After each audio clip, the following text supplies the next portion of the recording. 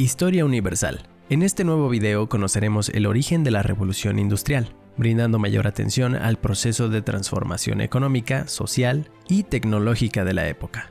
También hablaremos del liberalismo, corriente ideológica del siglo XIX, que al ser un movimiento económico y político, genera movimientos obreros y el pensamiento socialista.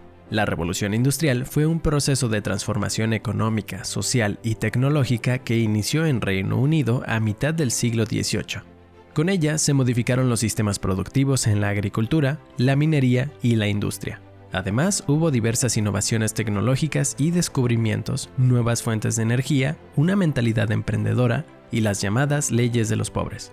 Entre las innovaciones se encuentra la máquina de vapor de James Watt, que se fue perfeccionando entre 1730 y 1770 y se convirtió en símbolo de la revolución industrial. También el ferrocarril representó una revolución en el transporte terrestre, que ayudó en el traslado de materias primas y pasajeros. Alrededor de 1750 comenzó una transición que daría paso de la mano de obra basada en el trabajo manual y el uso de la tracción animal al uso de la maquinaria de fabricación industrial. Poco a poco, las máquinas comenzaron a desplazar el trabajo manual de los artesanos. En algunas etapas del proceso productivo suplieron la fuerza, destreza y velocidades de los trabajadores con un modelo de fabricación en serie. Sin embargo, esto ocasionó que se explotara a los trabajadores, ya que debían trabajar al ritmo de las máquinas o pasar de artesano a ser un obrero fabril. La migración rural en torno a las fábricas ocasionó un crecimiento vertiginoso de las nuevas ciudades industriales. Sin embargo, el proceso no beneficia a todos. En estas nuevas ciudades y con el tiempo se hizo evidente el enriquecimiento de una oligarquía burguesa.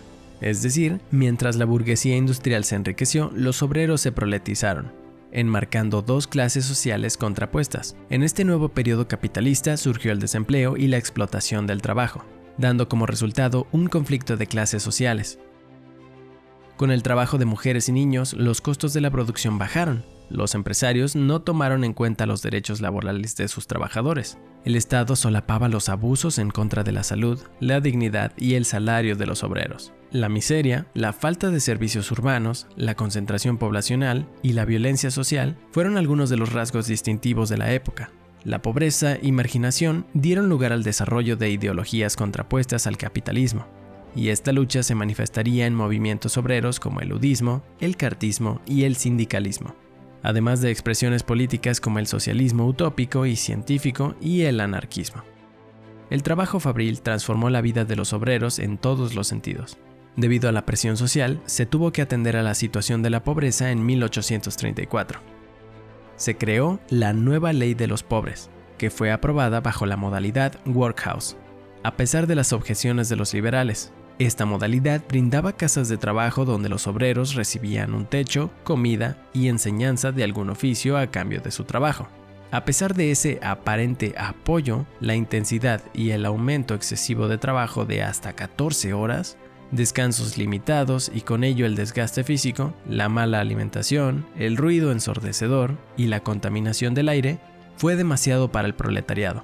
Este descontento se hizo más patente con la implantación del liberalismo, como ideología predominante en las relaciones económicas, sociales y políticas.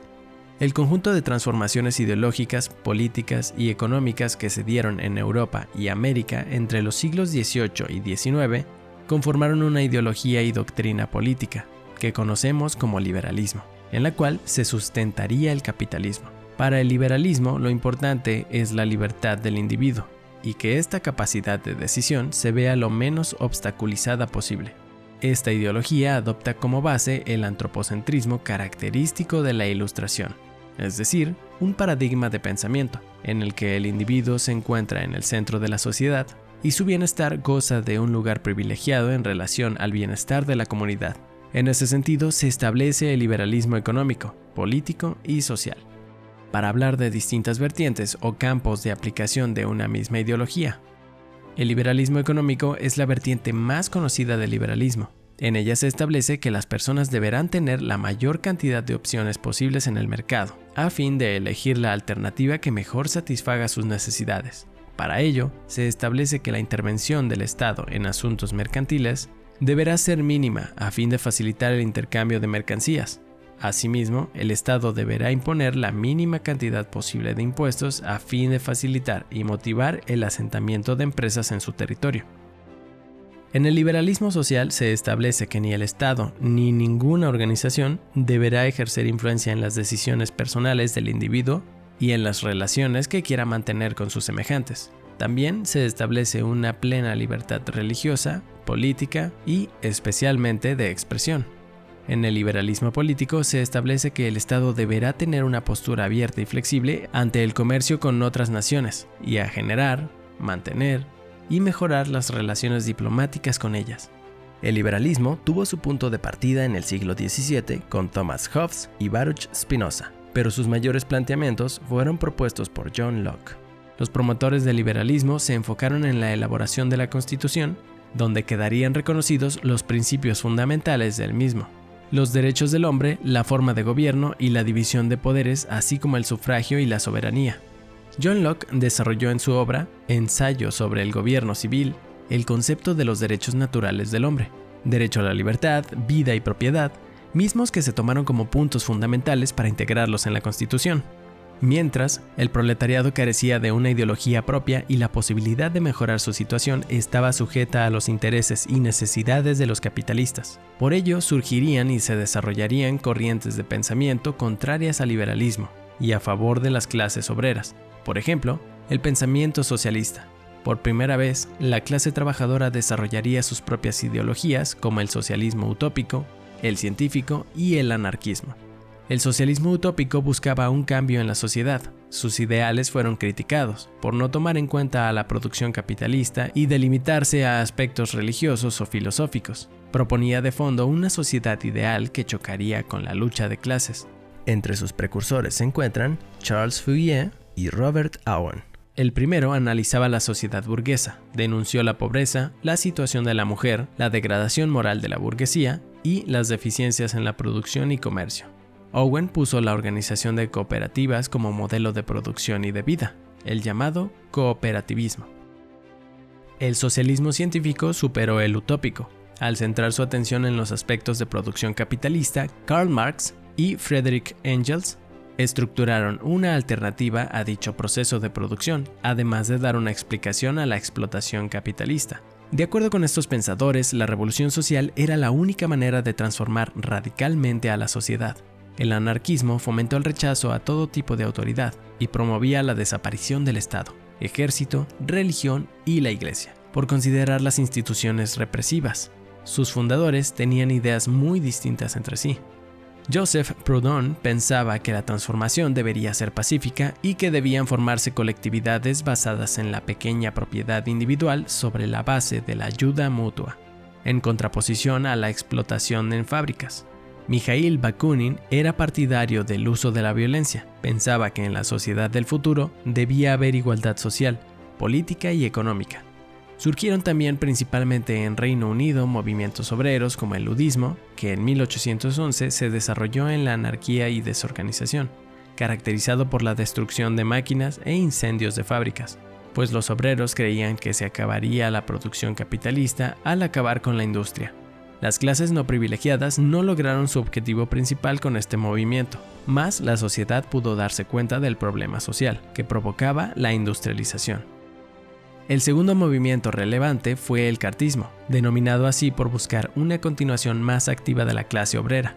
A través de cartas dirigidas al Parlamento, en 1836 se fundó la Asociación de Trabajadores de Londres, con la que se inició el primer movimiento de la clase trabajadora. El año siguiente se envió la primera carta, misma que fue rechazada. Para 1842 se hizo un segundo intento, que incluía demandas de tipo laboral, que también fue rechazada, lo que ocasionó una huelga en diferentes partes de Europa. Los obreros fueron reprimidos y perseguidos y a pesar de eso, en 1848 se envió una tercera carta que resultó en otro intento fallido. El movimiento terminaría en 1860. Tampoco consiguió su objetivo central, pero sí se lograron algunos cambios en la Constitución. Finalmente, apareció el sindicalismo en la década de los 60, dándole vida otra vez al movimiento obrero. Conforme las masas obreras se fueron integrando al sindicalismo, las demandas se enfocaron en aspectos laborales, como la disminución de la jornada de trabajo y la prohibición de la mano de obra infantil. En 1864 se fundó la Asociación Internacional de Trabajadores, en la que participaron grupos de distintas tendencias ideológicas con la finalidad de lograr la organización política del proletariado europeo. Recapitulando, la Revolución Industrial fue un proceso de transformación económica, social y tecnológica que tuvo lugar a mitad del siglo XVIII. En este periodo se empezó a reemplazar la mano de obra por procesos automatizados. Dicha transición trajo mejoras al sistema de producción, pero perjuicios a los trabajadores. Las malas condiciones laborales se vieron respaldadas por la ideología presente en ese momento, el liberalismo. El liberalismo toma como base la idea de que el individuo se encuentra en el centro y antepone su bienestar al de la comunidad. Podemos establecer el liberalismo económico, político y social. En contraparte, surgieron pensamientos contrarios a lo planteado por el liberalismo y a favor de las clases obreras. Con el pensamiento socialista surgieron otras ideas propias de la clase obrera, como fue el socialismo utópico, el socialismo científico y el anarquismo. Dichas ideologías desembocaron en movimientos gestados desde la propia clase obrera, como lo fueron el ludismo, el cartismo y el sindicalismo, para obtener mejores condiciones laborales, políticas y sociales para la clase trabajadora.